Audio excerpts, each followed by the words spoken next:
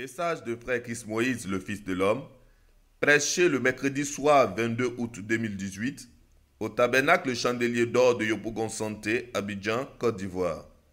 Ce message a pour thème William Branham n'est pas, Zacharie 14, verset 7. Bonne écoute à tous et à toutes et que Dieu vous bénisse. Bonsoir. Le combat de la vérité continue et nous irons jusqu'au bout. La cible à abattre pour l'heure, c'est le branhamisme, ce veau d'or à plusieurs têtes. Nous devons l'écraser complètement. Et c'est pour ça que ce soir nous sommes là pour écouter encore la parole du Seigneur. Et je voudrais faire tomber l'un des fondements du branhamisme. La fameuse colonne de feu qui bat de l'aile parce qu'elle est en difficulté. Et le fameux verset biblique dont se réclamait William Branham. Zacharie 14, le verset 7. On va lire ce verset et on va l'exploiter par l'esprit de vérité. Que Dieu nous conduise dans toute la vérité. Le chrétien doit rechercher toute la vérité de Dieu. Le chrétien doit rechercher ce qui est parfait. On est dans un temps de perfection. Et Dieu a donné un message de perfection. Et c'est pourquoi nous ne voulons rien de bizarre, de ténébreux. Tout doit être clair et précis. Avec Branham, on a connu trop de problèmes. C'est un gangster. Il nous a trop menti et trop fatigués. Mais le temps est venu pour que ce qui est vrai soit dit dans toute la vérité, sans peur, sans état d'âme. Et je souhaiterais que toute l'Église soit mobilisée pour répondre au message que nous prêchons et pour appeler les aigles au rassemblement. Les plénaires doivent se multiplier et s'accentuer. Je veux qu'il y ait plénaire partout en Côte d'Ivoire par rapport au message qui est prêché maintenant sur le branhamisme. Que nous ayons toujours les traités à ventiler, à distribuer. Partout, dans les gares, partout, dans les bureaux, partout, dans les services, il faut faire passer le message. En partageant les brochures, les traités avec l'entourage, avec les autres. Prêchez partout. Que Dieu soit béni. Le thème de ce soir est le suivant. William Branham n'est pas Zacharie 14, verset 7. William Branham n'est pas Zacharie 14, verset 7. En vérité, la prédication est terminée. Car j'en suis déjà à la conclusion. William Branham n'est pas Zacharie 14, verset 7. Et on va le prouver par la Bible dont il se réclamait. Et je crois que on se comprendra. Lecture. Zacharie 14, verset 7. Ce sera un jour unique. Ce sera un jour unique. Connu de l'Éternel. Connu de Dieu. Et qui ne sera ni jour. Et qui ne sera ni jour. Ni nuit. Ni nuit. Mais vers le soir. Mais vers le soir. La lumière paraîtra. La lumière paraîtra. Voici le passage fétiche de William Branham pour authentifier la lumière qui était au-dessus de sa tête. Cette lumière-là n'est pas une colonne de feu. C'est un croissant lunaire. Le soir et à minuit, il n'y a pas de soleil. À cette heure-là, c'est la lune qui apparaît.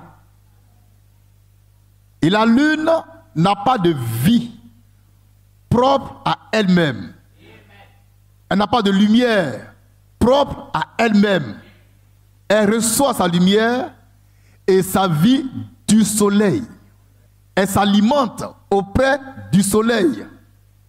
Et quand il n'est pas là, quand il n'est plus là, alors la lune se révèle et elle produit la chaleur, la lumière qu'elle a eue auprès du soleil.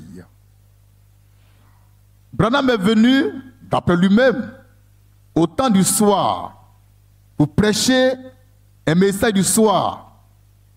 Or, au temps du soir, le soleil est couché. Au temps du soir, il n'y a plus de soleil. Au temps du soir, il n'y a que la lune. Or, la lune, ce n'est pas la puissance de Dieu. La lune, c'est la lumière par défaut. Oui, c'est une lumière par défaut. Elle vit la lumière du soleil. La vraie lumière, c'est le soleil. Et Jésus s'appelle le soleil de justice ou bien l'étoile brillante du matin. Il n'y a pas d'étoile brillante du soir. Il n'y a qu'une seule étoile. L'étoile brillante du matin. Qu'on appelle aussi le soleil. Par conséquent, au temps du soir où Branham exerçait, il n'y avait plus de soleil. Il n'y avait plus de soleil. Il n'y avait que la lune avec sa lumière pâle et qui n'est pas claire du tout. Et puis avec William Branham, comme vous pouvez le constater sur la photo, ce n'est pas une pleine lune. Ce n'est pas une pleine lune. On peut distribuer les photos pour qu'on puisse suivre en même temps. Vous mettez à 2 à 3 pour regarder. Vous voyez là? Ici, regardez la photo, celle du bas. Il y a 2 photos. Une en haut, l'autre en bas. La photo du bas, vous voyez ça? Il y a la colonne de feu sur Branham, sur son épaule droite, sur le col de son habit. Maintenant, vous voyez la forme de cette lumière. Elle a une forme creusée. Une forme creusée, comme ça, comme un croissant. On appelle ça le croissant lunaire. C'est un croissant. Qui a déjà mangé croissant? Voilà. Vous voyez la forme du croissant que vous mangez. C'est ça. On appelle ça le croissant lunaire. C'est ça qui est sur le pôle de Frère Branham. Un croissant lunaire. Voilà ça. Donc, ce n'est pas une pleine lune. C'est une partie de la lune. Ce n'est pas plein, c'est une partie de la lune. Donc malgré tout ce qu'il a pu faire comme miracle, il n'était que sous une partie de la lumière, une petite partie de la lumière.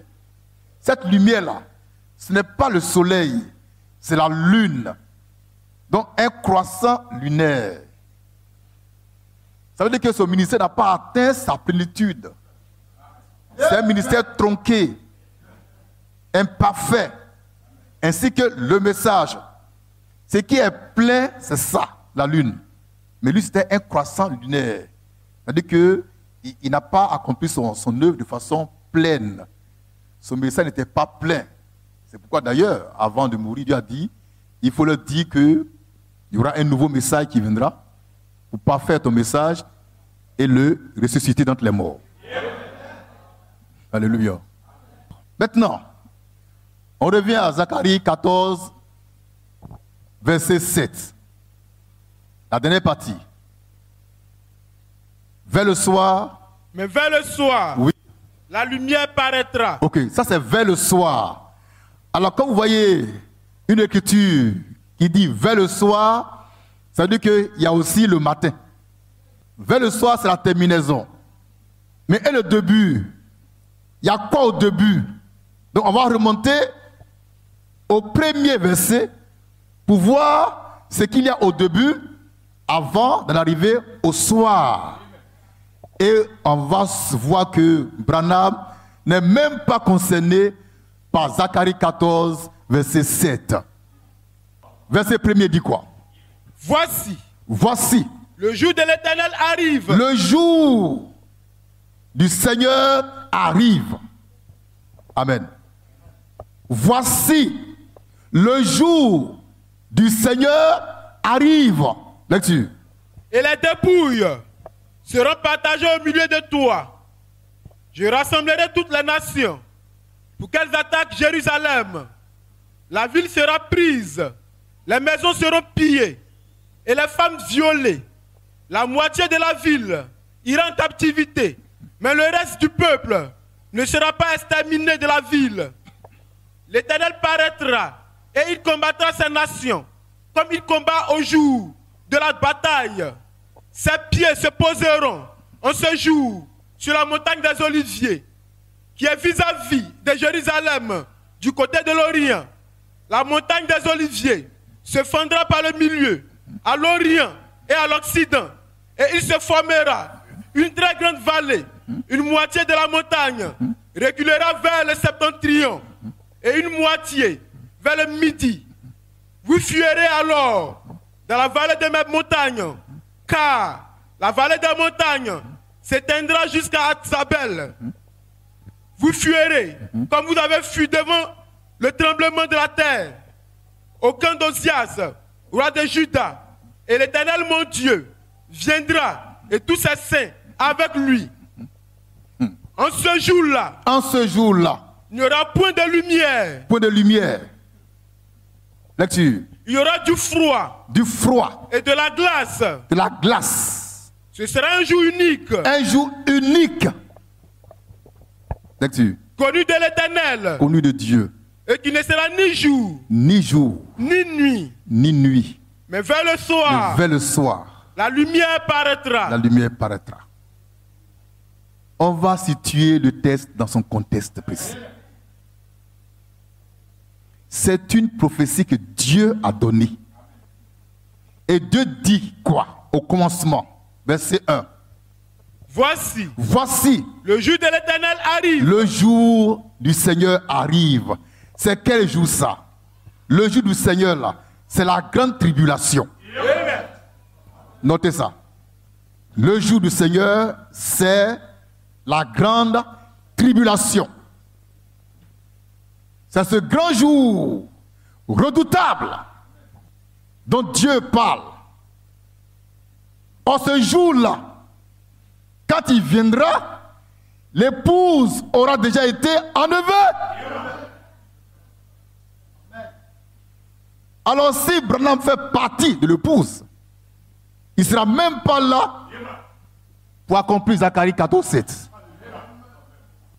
Papas et mamans, Branham est un faussaire. Verset 2. Je rassemblerai toutes les nations pour qu'elles attaquent Jérusalem. La grande guerre d'Armageddon.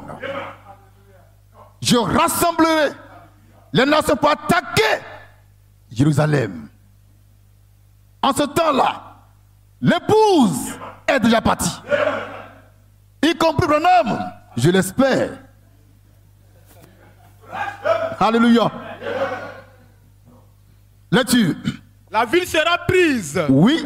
Les maisons seront pillées. Oui. Et les femmes violées. Les maisons seront pillées, les femmes violées. Oui. La moitié de la ville oui. ira en captivité. Oui, captivité. Mais le reste du peuple oui. ne sera pas exterminé oui. de la ville. Oui. L'Éternel paraîtra oui. et il combattra oui. ces nations. Amen. Dieu paraîtra pour combattre les nations, pour Israël. Ce n'est pas encore arrivé. Oh, c'est après tout ça que Dieu dit, vers le soir, la lumière paraîtra. Dieu viendra, Jésus viendra pour combattre. Il va descendre sur le mont des Oliviers, qui va se séparer en deux pour laisser passer les fugitifs. Ce n'est pas encore arrivé, donc on n'est même pas encore vers le soir pour qu'il y ait une lumière qui apparaisse. Papas et mamans, réjouissez-vous. Amen. Alléluia. Lecture. Ses pieds se poseront. Ses pieds se poseront. En ce jour. En ce jour. Sur la montagne des Oliviers. Sur la montagne des Oliviers. Qui est vis-à-vis de Jérusalem. Oui. Du côté de l'Orient. Oui.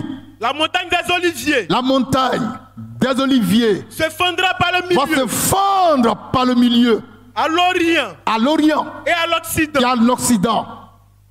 Et il se formera. Il se formera. Une très grande vallée. Oui. Une moitié de la montagne. Oui. Reculera vers le septentrion. Oui. Et une moitié. Oui. Vers le midi. Oui.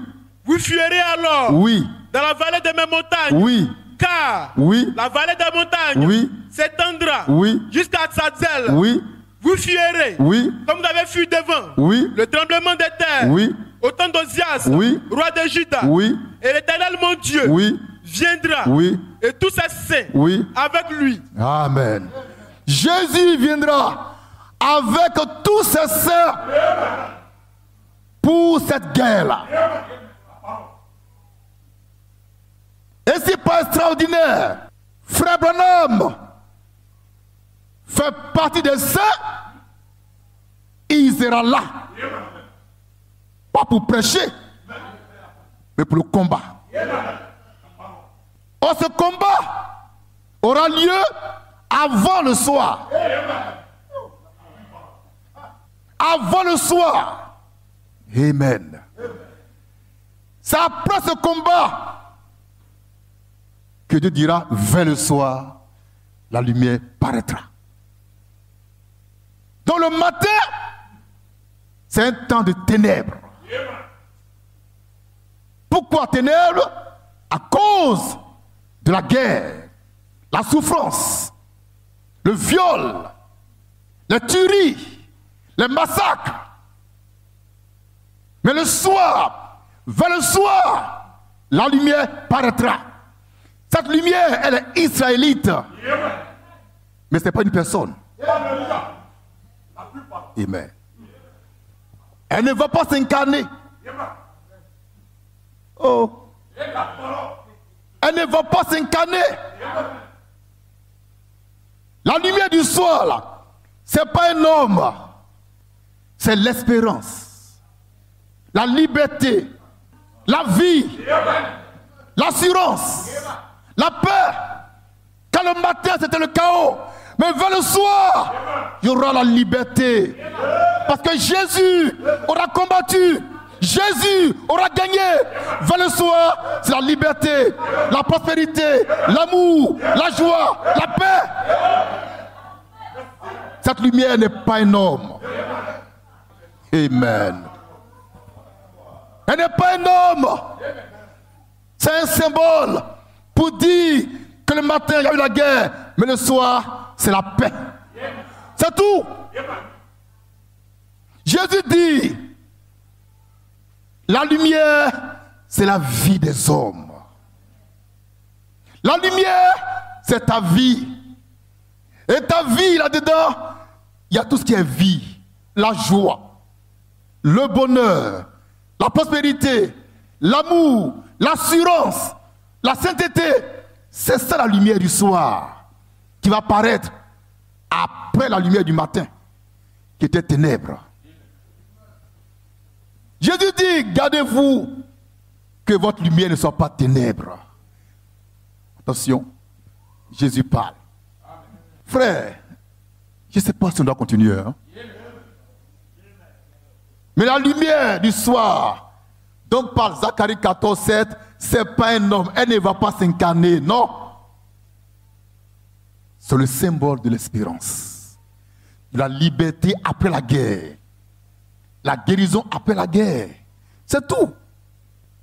Donc la lumière là n'a rien à voir avec cette colonne de feu qui est au-dessus de ce monsieur qui a fini par perdre tous ses cheveux. Amen. Lecture. En ce jour-là. En ce jour-là. Il n'y aura point de lumière. En ce jour-là. Avant le soir. En ce jour-là, point de lumière. Oui.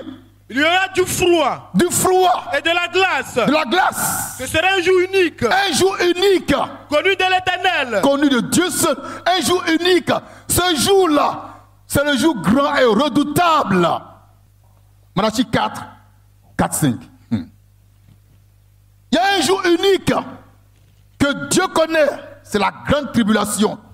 Il est particulier parce qu'il est très, très, très terrible. Et c'est après ce jour-là que la lumière va paraître.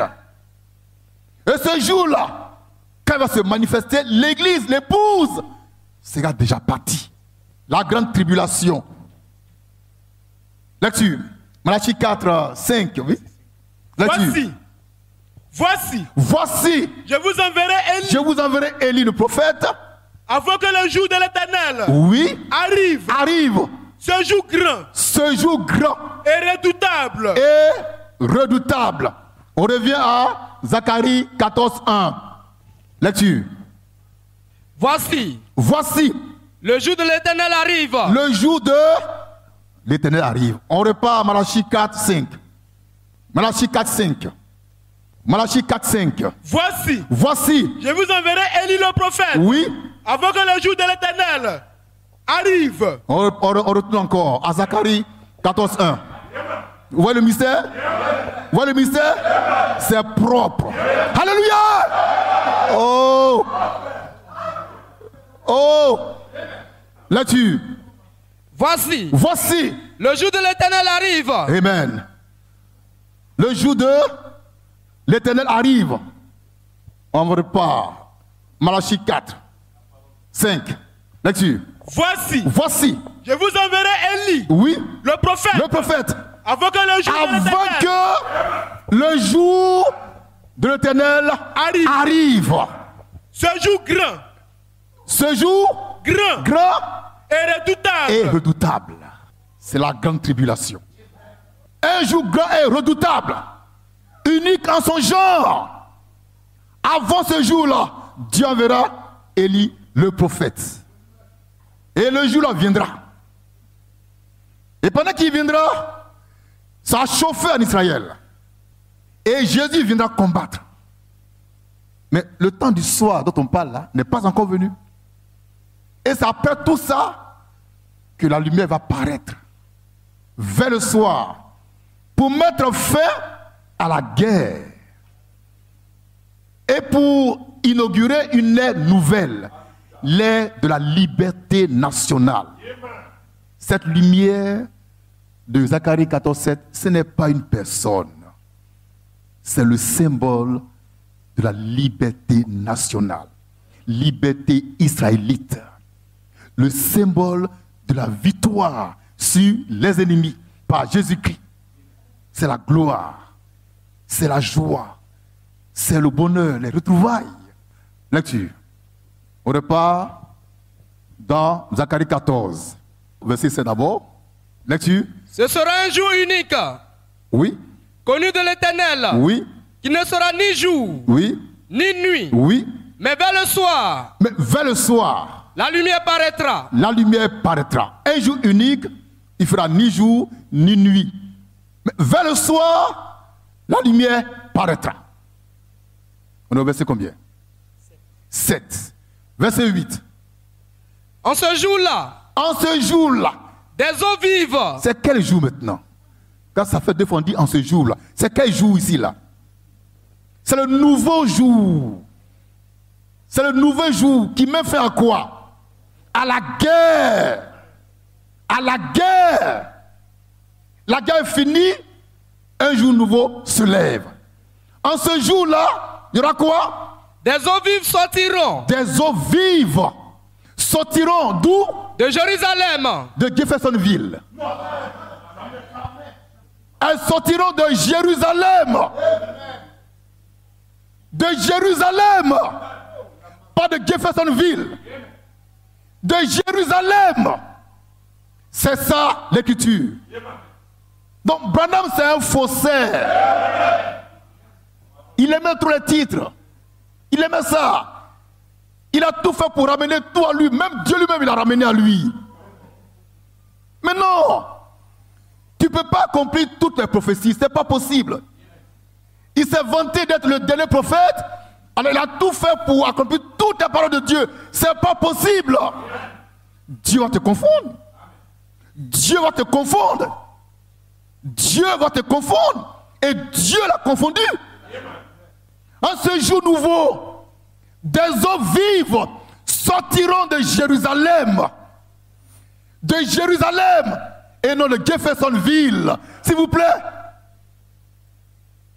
Ce passage ne concerne même pas les nations. Il est réservé à Israël. Israël seul. Et à ma connaissance, Branham n'est pas israélite. Pas de moment. C'est ici la manne fraîche qui apporte quelque chose de nouveau, de parfait. Amen. Matthieu 24. Matthieu 24. 27 à 28. Lecture. Car, comme l'éclair part de l'Orient, oui, et se monte jusqu'en Occident, oui, ainsi sera l'avènement, oui, du Fils de l'homme, oui, en quelque lieu, oui, que soit le cadavre, oui, là s'assembleront les aigles. 29. Aussitôt après, ces jours de détresse, amen. Aussitôt après quoi? Ces jours de détresse. Ces jours de détresse. Oui. Le soleil s'obscurcira. Va devenir noir. Lecture. La lune ne donnera plus sa lumière. Va perdre de sa lumière. Les étoiles tomberont du ciel. Vont tomber du ciel. Et les puissants des cieux seront ébranlés. C'est ça, après que le cadavre se soit manifesté. Amen. Oh, il est déjà là, manifesté devant l'épouse. Vous voyez le mystère? Brûlez le message de Branham. Rendez-le en cendres. En cendres. Car il y a un nouveau message. Une nouvelle chose. Le seul message chrétien de Dieu, évangélique, prophétique et apostolique qui défie la Bible, c'est la manne fraîche. Et il défie même Branham. Il défie son message. Il est toujours debout. Seul contre tous. La manne fraîche. Elle est face à son destin. Elle ne va pas reculer. William Branham est semblable à un caméléon. Il a plusieurs couleurs. Et il change de couleur à chaque instant selon les épines qui sont devant lui. Il est malin. Il est rusé. Il est manipulateur. C'est un anarcheur. Mais comment toi tu dis que Dieu t'a dit en 1933 quand tu baptisais les gens à la rivière Oyo, la fameuse rivière Oyo, Dieu t'a dit par la colonne de feu que tu as reçu un message pour préparer la seconde venue de Christ. Très bien. Mais ce qui est bizarre, c'est que Branham va chercher ce message de Dieu dans la bibliothèque. En lisant les livres écrits par des humains, des chercheurs. Mais quelle est cette histoire? Son message était-il aussi le message des adventistes? Ou bien c'est la conjonction des messages qui fait son message? Dieu dit, tu as un message, mais dis-lui, c'est quel message? Je dis quoi? Je prêche quoi? Tu te lèves, tu vas prêcher. Et quand tu es bloqué, tu vas emprunter des livres à la bibliothèque. Et tu lis. Tu te documentes. Tu bouquines comme un étudiant à la maternelle. Alléluia. et tu viens à l'achat ça, et puis il y a une colonne de feu qui vient vous faire des miracles. Tout ça, c'est de l'anarque. C'est la sorcellerie. C'est la tromperie, la séduction. Il a réussi à séduire tout le monde pendant 50 ans. Amen. Il avait le monde entier sous sa domination pendant plus de 50 ans, William Branham. Pourtant, c'était un farceur, un bouffon. Je me moque de sa colonne de feu. Je me moque de ça. Colonne de feu, c'est quoi? Elle était où quand il mentait? Elle était où quand il disait que l'enlèvement aurait lieu en 117? Elle était où? Branham seul avait la colonne de feu. Il avait des anges. Il avait tout. Malgré ça, il mentait comme il respirait. Les anges auraient pu l'aider à mentir moins. Cette colonne de feu dont on parle tant et qui est la fierté des Branhamistes aurait dû dire à mon gars, et toi tu mens trop, il faut te calmer un peu là. Mais c'est bizarre, frère, que chacun soit honnête et objectif avec soi-même. Moi là, j'ai un ange ici, j'ai colonne de feu, j'ai Saint-Esprit, et je mens, personne ne me reprend. Personne, il m'accompagne bêtement. Saint-Esprit, colonne de feu, Dieu, il me suit bêtement. C'est pas bon Saint-Esprit ça. C'est pas bon ange. C'est des sorciers. Amen. Et on prend un verset et puis pas qu'on dit ça, ça m'identifie. C'est faux. Zacharie 14 là. Branham, je suis désolé, hein, c'est pas pour toi. La lumière là, c'est pas une personne, c'est une lumière. C'est un symbole d'espoir, d'espérance, de renaissance. Amen. Vers le soir, la lumière qui va apparaître là, c'est pas William Branham. C'est pas moi. C'est même pas Jésus. Quand Jésus est venu combattre, après les partis. Et Jésus, il fait quoi la nuit? Jean chapitre 9. Jésus, il fait quoi la nuit?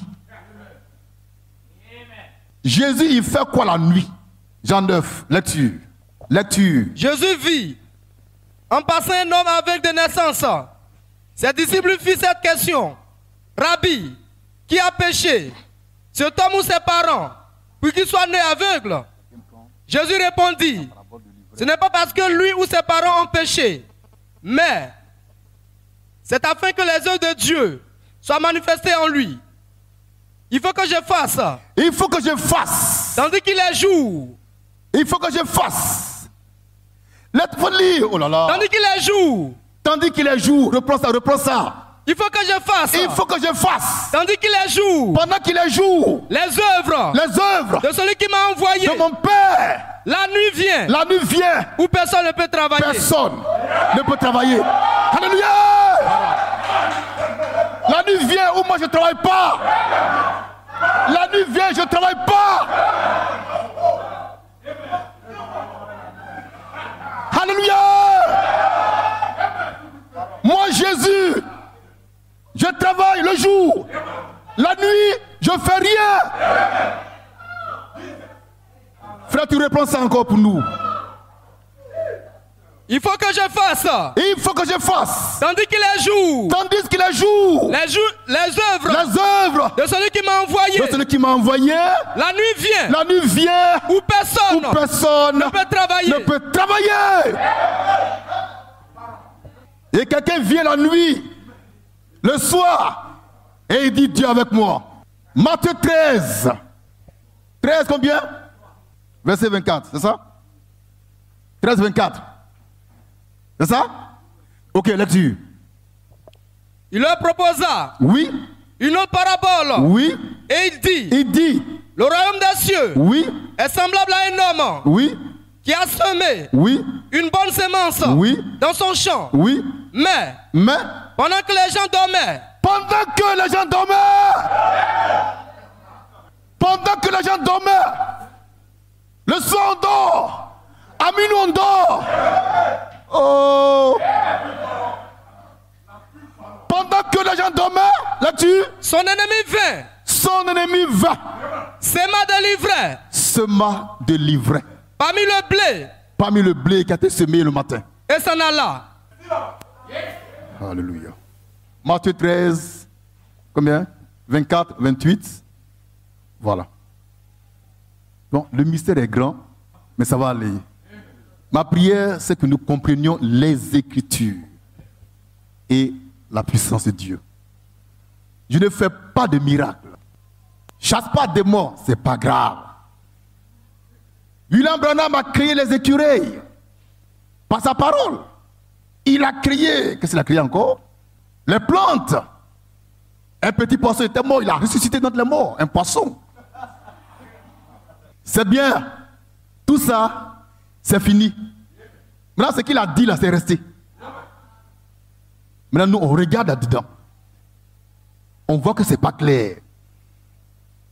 Quand Branham faisait les miracles, les gens aiment les miracles. Donc, ils n'écoutent pas ce qu'il dit. Mais oui. Miracle. Moi, je suis venu pour mon miracle. Donc, c'est que moi, je ne suis pas dans vos trucs là. Moi, je veux miracle. Je veux guérison. Je veux enfanter. Je veux me marier. Faut faire en partie. Donc, quand il prêchait, on n'écoutait pas. On attendait l'heure des miracles. Aujourd'hui, là, nous, on est dans l'heure de la révélation. On veut voir clair dans ce que tu as dit. Et puis, c'est écrit, c'est noir sur blanc. Je suis venu pour casser, pour briser le banamisme. Car Dieu m'a fait Moïse. Je vais briser ça, ce veau d'or. Anéantir ça. Amen. Ce matin, j'ai lu, on a cherché, on a trouvé un passage, une écriture de William Branham. L'apôtre moi, on était dépassé par les événements. On était déçus, découragés. Le 5 juillet 1964, il était au sommet de sa gloire. 63, il a ouvert ses fameux sceaux. Il a croisé les 7 anges, la constellation de 7 anges, qui l'ont enlevé au ciel, qui l'ont ramené sur terre. C'était fabuleux. À Tucson, sur la montagne sainte, Sunset, les lumières étaient partout. Et il va dire ceci. Le 5 juillet 1964, quand il prêchait sur le chef-d'œuvre, Bonhomme dit à des gens qui étaient dans son tabernacle, je ne peux pas écrire votre nom dans le livre de vie. Et il dit encore, vous, demandez à Jésus, aujourd'hui, d'écrire vos noms dans ce livre, s'ils ne sont pas déjà écrits dedans. C'est quoi ça? C'est un farceur, c'est un séducteur, c'est un trompeur. Écris mon nom, Seigneur, écris mon nom. Il a enseigné des bêtises. Donc ce jour-là, il n'a qu'à prier pour que Dieu écrive leur nom. Donc pour Branham, chaque jour, Dieu écrit les noms. Et les prophètes très très majeurs, le prophète la colonne de feu, on peut même pas dormir. Il ne connaît pas la Bible dont il se réclame. Il ne connaît pas les Écritures. Je ne sais même pas d'où il vient. Mais je sais qu'il est enfant de Dieu quand même. La plus parole. Que Dieu soit béni. Papa et maman, le procès de Branham continue. Amen. Depuis hier, Dieu a fait un grand miracle sur le net. Un nettoyage à sec. On ne voit plus ces bonhamistes là. Mais j'ai pris soin de capturer leurs photos pour garder. Et très bientôt, on va les voir encore réapparaître avec mes commentaires à moi. Je ne suis pas de leur catégorie. Un enfant de 20 ans, il m'insulte. Maintenant, il a disparu. William Branham, ce grand prophète, créateur d'écureuils, qu'il a mangé lui-même. Ce grand faiseur de miracles. Il sort de chez lui avec sa femme Méda. Ils vont à la plage. Et le grand prophète se met en maillot de bain avec sa femme. On appelle ça attentat à la pudeur. La parole. Un prophète de l'âge qui se peut nu devant les gens. Juste au-dessus de lui, la colonne de feu était là. colonne de feu était là, comme ça. Elle aussi était un maillot de bain. Du n'importe quoi. Et lui, Branham, il dit, on ne porte pas culotte. Sinon tu vas à l'enfer. Toi tu portes maillot de bain, moi qui ai porté culotte là, je vais aller à l'enfer. Je vous le dis en vérité, que votre foi qui est déjà en Jésus-Christ soit ancrée en Jésus-Christ. Branham, on n'en a pas besoin. Jamais. Moi j'étais à Béjéville, j'étais assis là, et puis une voix me dit de chercher à savoir qui est Christ et non qui est Branham. Ah ouais. Je ne suis pas branhamiste, je n'ai jamais été branhamiste. Que Dieu soit béni. Zacharie 14:7, ça ne concerne pas William Branham. Il y a des questions? C'est tellement clair. Oui, question? Je vous remercie le pasteur. Je voulais poser une question. Bien, on a compris aisément que William Branham n'est pas Zacharie 14:7. Alors que lui-même, il a dit, il s'est réclamé de Malachie 4:5. Voilà, donc à ce niveau-là, je voudrais savoir, est-ce qu'il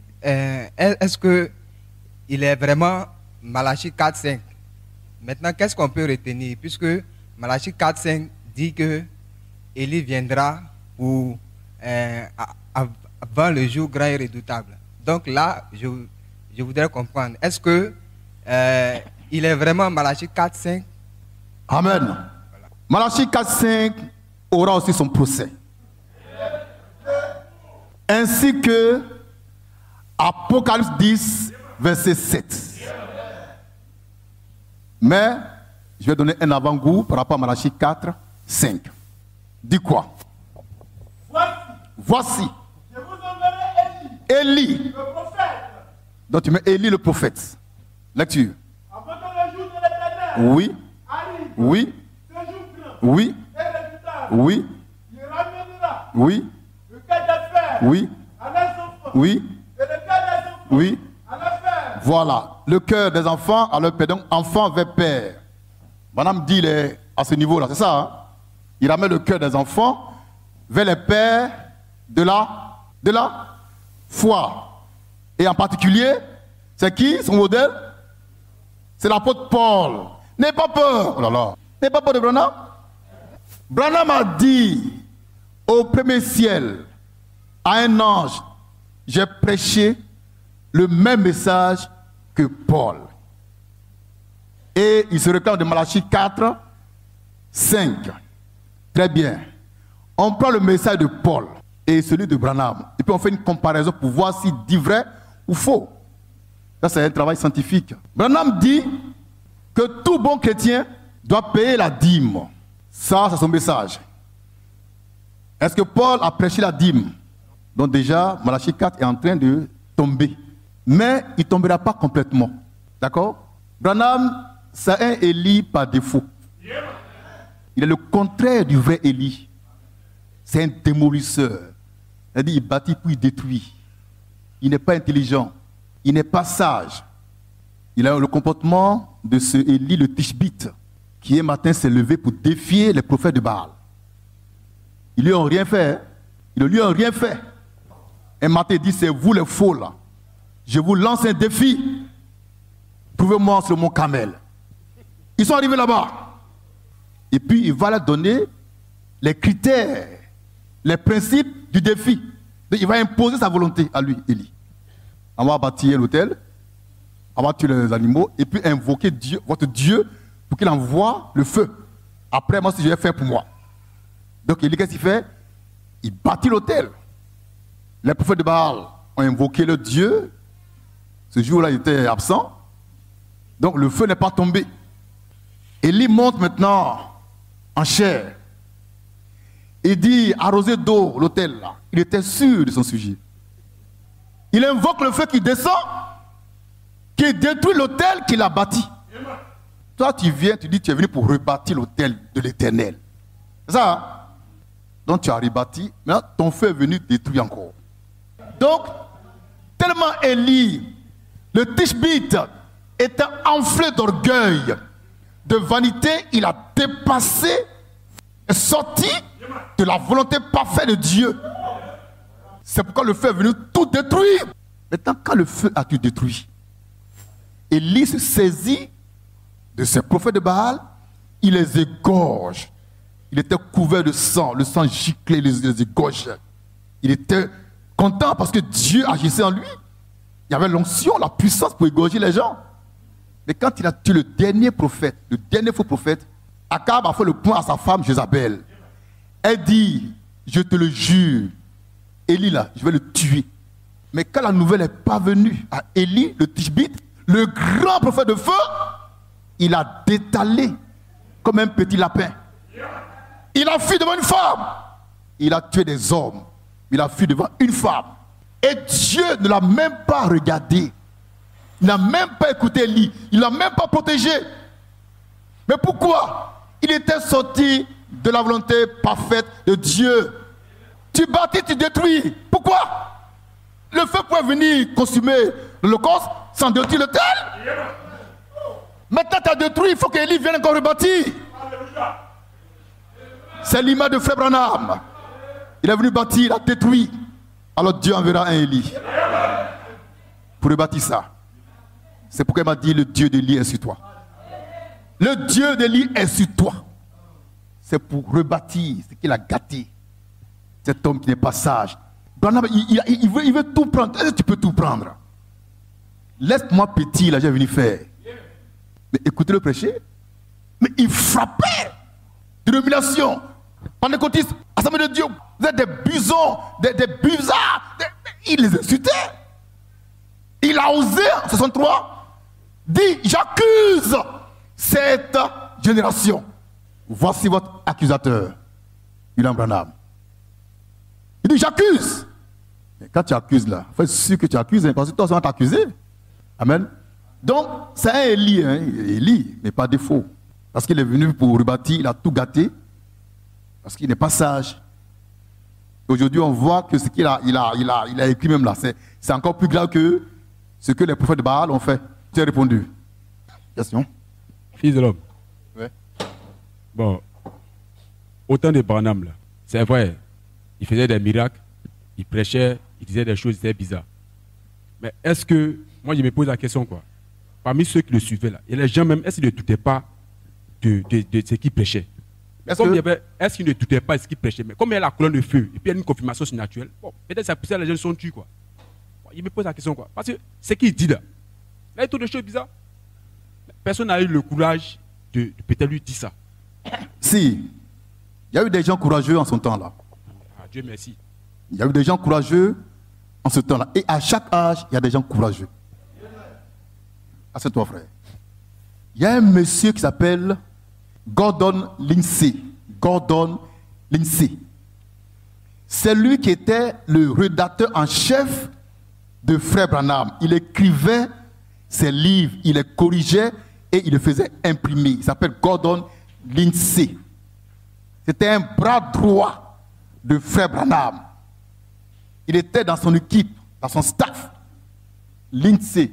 Ce Gordon Lindsay écrivait les livres de Frère Branham. Il les corrigeait. Branham lisait et puis il apportait les corrections et le monsieur il reprenait jusqu'à ce que ça puisse sortir de l'imprimerie. Donc il était très très proche du prophète de l'âge, William Marion Branham. Mais un temps est venu où il a vu que Branham déviait trop. Donc il s'est retiré avec d'autres hommes de Dieu. Et ils se sont concertés. Ils ont dit, bon, on va prier Dieu pour nous montrer comment faire pour ramener Branham afin qu'il ne continue pas de séduire les gens et de faire trop de mal. Quand ils ont prié Dieu, ils sont partis lui dire que prophète, vraiment, tu vas un peu trop loin. Il serait bien pour toi que tu reviennes à la sainte doctrine. Branham, tout puissant, il dit non, mais c'est pas possible, quoi. Donc ils lui ont dit, ok, nous là, on va te livrer à Satan, selon l'ordre que Dieu nous a donné. Et ils sont partis en arrière, ils ont prié contre Branham et ils l'ont livré à Satan. Les Juifs qui ont suivi, il fait un accident, il meurt. Donc il y avait des gens courageux, les gens qui avaient l'Esprit de Dieu, qui voyaient clair dans sa supercherie. Mais comme partout, il y a des gens qui sont trop bêtes. Le monsieur lui dit, il a coco, il veut guérison, il n'est pas dans révélation. Voilà. Il y a des gens courageux qui l'ont parlé. Oui, non? Vous voyez comme il est mort? Il a dit, des gens, de simples chrétiens, de simples pasteurs que Branham condamnait parce qu'ils n'ont pas la colonne de feu, ils te livrent à Satan et puis toi tu meurs par accident. Attention! Et ces gens-là, ils sont en vie et puis ils ont écrit un livre pour rendre témoignage de ce qu'ils ont fait contre Branham. Et moi j'ai ça à la maison. Tu comprends? Alors vous imaginez le prophète de l'âge. Dieu fait rien et puis en plus quand il meurt, et puis nous qu'on a appelé contre lui, on est là, puis on s'engraisse. Mais attends! Mais je me souviens de Moïse. Moïse, en son temps là, il y avait Aaron, son grand frère, et puis Marie, sa grande sœur, qui ont osé simplement murmurer contre lui. Dieu a dit, Moïse, quitte-la, je frappe. Alors toi, Branham, le grand prophète, le très très majeur, des prophètes, ont pris contre toi pendant peut-être 3 jours. Dieu ne fait rien que c'est toi qui meurs. Maintenant tu es mort, on rend témoignage, les livres sortent, on parle de ça, ils sont là. On paie les livres pour lire, les gars, ils sont là. Attends, il y a quoi? Bon, je ne sais pas. Mais c'est pour dire que le Seigneur est merveilleux. Il va mettre fin à ton règne tout de suite. Donc il y avait des gens courageux en Amérique. Eh oui, ils vont te dire, mais tu n'as pas écouté. Ils vont bâtir. Ces gens-là, les Gordon lycée, ils s'en foutent de miracles. La parole. Ils veulent partir. Ils veulent être enlevés. Aucun miracle ne va te perfectionner. Comme la parole de Dieu, non. Mais ce que tu prêches là, on te dit, c'est pas ça. Tu dis, non, ici le pouvoir de l'âge. De quel âge? Quel âge? Et puis nous, on voit que tu mens trop. Alors c'est quel esprit qui te fait que tu mens comme ça? J'ai dit le dimanche dernier que William Branham a osé dire, il a prophétisé. D'après cette vision qu'il a eue, il dit mes visions sont infaillibles. Il dit mes visions sont infaillibles. Et puis il défiait les gens. Il dit je défie quiconque pour me prouver que mes visions ont déjà failli. Il défiait les gens. Donc il a fait 7 visions. La 5e vision dit qu'en 77, c'est la fin du monde.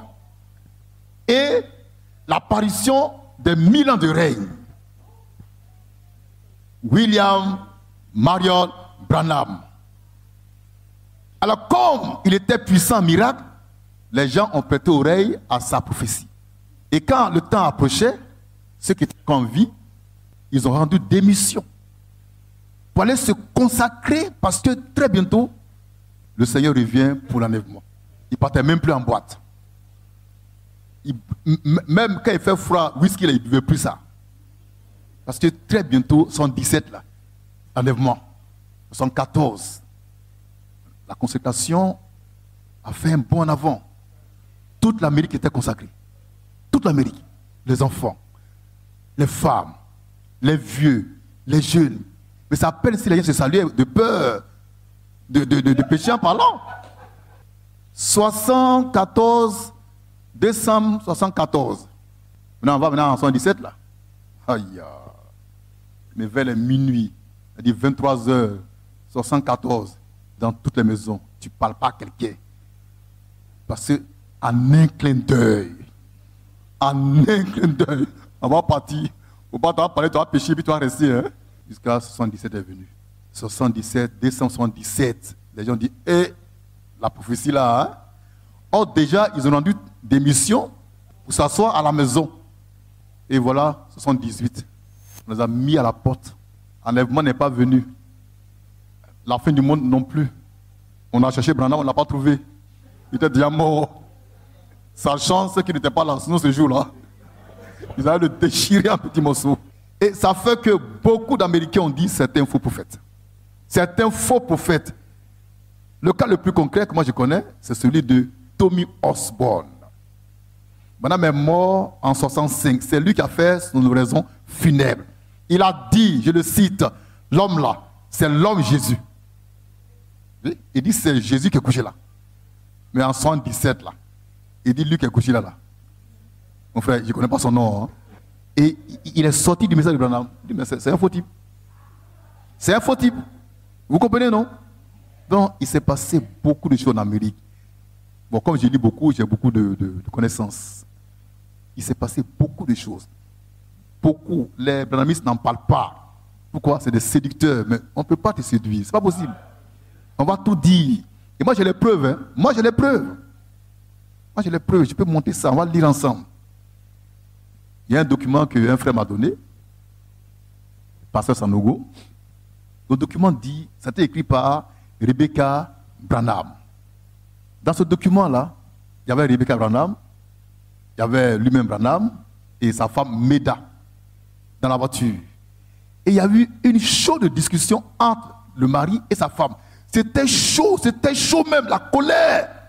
Et Meda dit à sa fille Rebecca, ce que tu viens d'entendre là, emporte ça dans ta tombe. Mais elle a entendu quoi ce jour-là? Elle a entendu quoi? Puis on ne doit pas dire ça à quelqu'un. On doit mourir pour ça. Elle aussi, elle a écrit, mais elle n'a pas dit ce qu'elle a entendu. Et j'ai le papier à la maison. Mais elle a entendu quoi dans la voiture là? Moi, j'ai pensé que Branham et sa femme, c'est la paix parfaite. Gars, ils se chamaillent. Jusqu'à on dit ce que tu as entendu, il ne faut pas dire. Mais vous avez dit quoi? Vous cachez quoi? Toi qui es donné prophète, il faut tout révéler. Va lâcher pour nous dire ça. Gars, tu caches les docs. Ah, et puis pour nous, on te dit. Diable. Donc, qu'est-ce qu'il a caché? Je ne sais pas. Mais c'est que c'est un truc lourd. Très lourd. Mais c'est quoi? Je ne sais pas. Vous voyez, non? Un secret lourd. Oh, il y a beaucoup de choses qu'on ne dit pas. Mais nous, on a les docs. Ces derniers temps-là, bon, on a commencé à relire les docs. Hein? Et ça vient, ça vient. Hier, je me suis couché à 1h du matin avec l'apôtre. On ne dort plus la nuit. Hein? Maintenant, c'est à minuit. Je balance les trucs. Hein? À minuit. Ce soir, il y a un doc qui va venir vers les minuit. Ouais. Il faut ça pour que on puisse être restauré et connaître la vérité pour aller de l'avant. N'aimez pas ce qui est flou. Voilà. Soyez clair, clair, clair. Même si on ne t'aime pas et que tu as le vrai, il n'y a pas de problème. Amen. Que Dieu soit béni. Il y a encore des questions? Ce n'est pas une question en tant que telle, mais ça concerne les miracles. Les miracles? Oui, oui. C'est-à-dire, bon, j'étais un peu plus petite, entre 9 ans et 10 ans, je pourrais être comme Evodi, par exemple. C'était avant 1990, mais je ne me rappelle plus de l'année. Il y a eu une croisade. Les disciples de Branham, là, je ne sais pas si c'est Tommy Osborne ou bien Billy Graham, ils sont venus en Côte d'Ivoire. Maintenant, j'ai une grande sœur. Elle est un peu plus âgée que moi. Elle était Assemblée de Dieu ou Baptiste. Elle m'a invitée. Et puis, on est allé au stade Félix Houphouët-Boigny. Effectivement, quand on est arrivé là-bas, autour de moi, bon, les gars ont commencé à prier. Je voyais des paralytiques qui marchaient. Des gens se levaient de leur fauteuil roulant, tout ça là. J'ai vu ce genre de miracle là. Mais quand moi, il m'a imposé les mains, rien ne s'est passé. Il y avait tellement de bousculades que bon, je n'ai pas pu avoir accès à l'estrade. Et puis, on est reparti à la maison. Donc, on est arrivé à la maison. Sa maman lui a demandé. Elle a demandé à ma cousine, ah, qu'est-ce qui s'est passé? Et puis, bon, il n'y a pas eu de miracle, tout et tout. Ma cousine dit comme ça que, bon, moi, je n'ai pas manifesté de foi. À 9 ans, 10 ans, je ne sais même pas ce qu'on appelle la foi. Elle m'a dit, c'est parce que je n'ai pas manifesté de foi qu'il n'y a pas eu de miracle. Et puis, sa maman disait que, est-ce que c'est la même, elle est claire même. Donc, j'ai écouté leur conversation. Des années se sont écoulées jusqu'à ce que j'arrive à la manne fraîche. Et le mercredi passé, quand tu parlais des miracles, tu as dit une chose qui m'a beaucoup marqué. Tu as dit, moi-même, je suis un miracle. Et je me suis rappelé des années en avant. J'ai dit, bon, effectivement, lui, il est miracle. Moi-même, je suis un miracle. Ma position en Christ aujourd'hui, là, c'est le plus grand des miracles. Donc, que Tommy Osborne m'ait imposé les mains ou pas, moi, je sais que je suis un miracle. C'est ce que j'avais à dire, papa. Amen. Je vais vous raconter une histoire. connaissez Kakou Sévérin? Voilà. Foursquare. Il est arrivé à Boaké. C'est pas parti là-bas, c'est le témoignage. Et pendant qu'il faisait son discernement, il dit, le Saint-Esprit me dit, il y a quelqu'un ici qui a un pied qui est long, il y a un pied qui est court, ça a poussé. Et la fille là, elle est avec les Léi. Voilà, les Léi. Okay. Tu connais? Lydie, voilà. Lydie est venue et Kakou a fait pousser le pied de Lydie. Quand elle est partie, le pied est devenu encore quoi? Il a dit, c'est des plaisantins, c'est des plaisantins. Ah, tu es là? Moi là, mon pied est coupé où? Est-ce que je vais rentrer au ciel? Voilà. Est-ce que je vais rentrer au ciel? Est-ce que je vais rentrer au ciel? Il y a un qui dit, fait miracle. Daddy Shekina. Moi, je ne comprends pas. Il y a un institut des aveugles à côté ici. Oh, c'est tout près ici. Moi, je ne comprends pas. C'est tout près. Dieu merci, tu habites au Koweït. Ça est tout près ici. Va là-bas. Voilà un chien qui est là. Ça, frère, on peut même marcher un peu là-bas. Moi, je ne comprends pas. Donne la guérison, mais non, il n'y aura plus de malades en Côte d'Ivoire ici. Ce soir-là, tu vas te mettre devant le CHU, là, aux urgences, là. Il y a plein de blessés. Comment on va pas payer médicaments dans le pays, là? C'est blanc. Et même quand ils ont diarrhée, ils vont boire tout paille. Ils vont boire tout paille. William Branham, ce grand prophète qui fait les miracles, sa femme accouchait par césarienne chaque fois. Ça veut dire quoi ça? Chaque fois que Méda accouchait, c'était par césarienne. Quand de feu est là, puis on te perd. Quand tu sors, tu crées écureuil.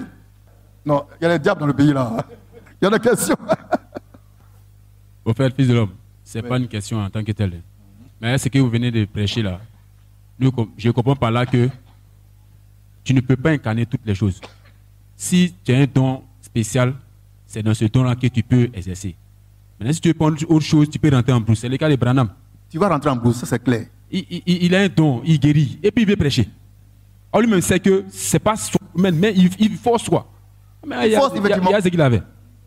Aujourd'hui, à cause de lui-même là. Et les gens même ils disent de le millénaire. Il y a causé un Branham, il dit de le millénaire en ce moment là. Lui, il est de le millénaire. Et l'enlèvement a eu en 77. En l'heure là. Fils de l'homme, c'est grave, hein?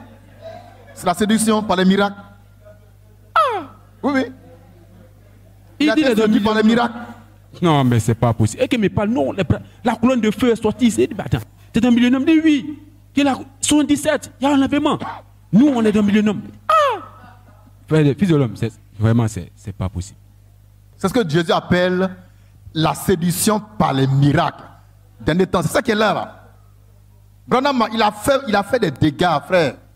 Et moi, je connais un tonton, Rigobert. Bon, les frères le connaissent. Hein. Rigobert, grand branhamiste.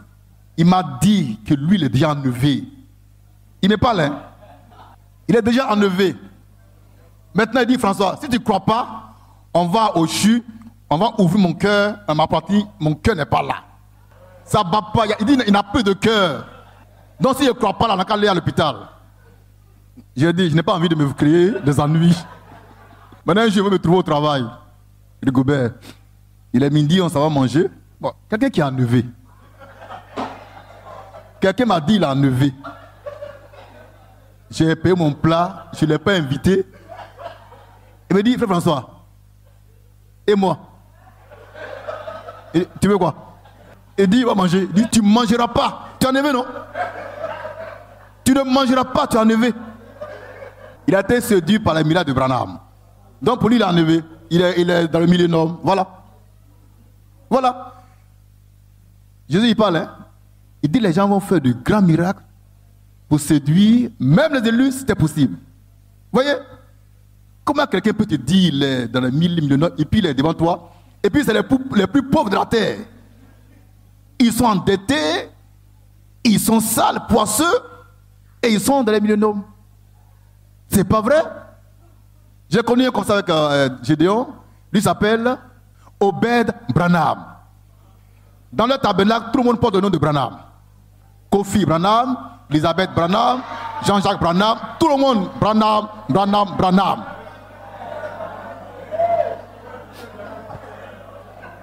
Quelqu'un qui est mort. Donc lui aussi, il est dans le millénaire. Un vieux monsieur qui marche de Yopougon au plateau, cherchant sa pitance quotidienne, et qui me dit, les dames, il dit, bon d'accord, moi je vais te montrer que je suis sur terre, même moi, gars, je ne t'invite pas.